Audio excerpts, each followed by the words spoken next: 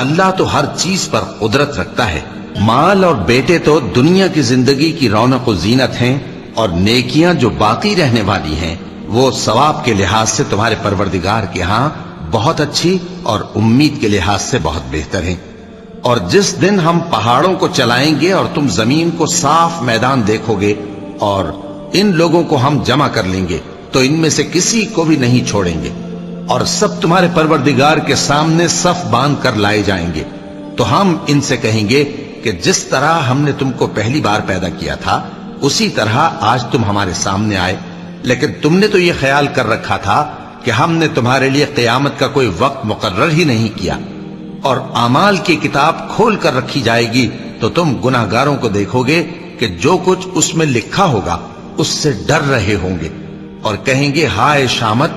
یہ کیسی کتاب ہے کہ نہ چھوٹی بات کو چھوڑتی ہے نہ بڑی کو، کوئی بات بھی نہیں مگر اسے لکھ رکھا ہے، اور جو جو عمل کیے ہوں گے سب کو حاضر پائیں گے، اور تمہارا پروردگار کسی پر ظلم نہیں کرے گا۔ اور جب ہم نے فرشتوں کو حکم دیا کہ آدم کو سجدہ کرو تو سب نے سجدہ کیا مگر ابلیس نے نہ کیا، وہ جنات میں سے تھا تو اپنے پروردگار کے حکم سے باہر ہو گیا۔ کیا تم اس کو اور اس کی اولاد کو میرے سوا دوست بناتے ہو، حالانکہ وہ تمہارے دشمن ہیں، اور شیطان کی دوستی ظالموں کے لیے اللہ کی دوستی کا برا بدل ہے۔ میں نے ان کو نہ تو آسمانوں اور زمین کے پیدا کرنے کے وقت بلایا تھا اور نہ خود ان کے پیدا کرنے کے وقت،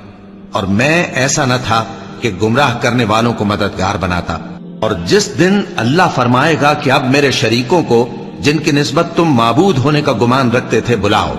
تو وہ ان کو بلائیں گے مگر وہ ان کو کچھ جواب نہ دیں گے، اور ہم ان کے درمیان ہلاکت کی ایک جگہ بنا دیں گے، اور گناہگار لوگ دوزخ کو دیکھیں گے تو یقین کر لیں گے کہ وہ اس میں پڑنے والے ہیں، اور اس سے بچنے کا کوئی راستہ نہ پائیں گے۔ اور ہم نے اس قرآن میں لوگوں کے سمجھانے کے لیے طرح طرح کی مثالیں بیان فرمائی ہیں، لیکن انسان سب چیزوں سے بڑھ کر جھگڑالو ہے۔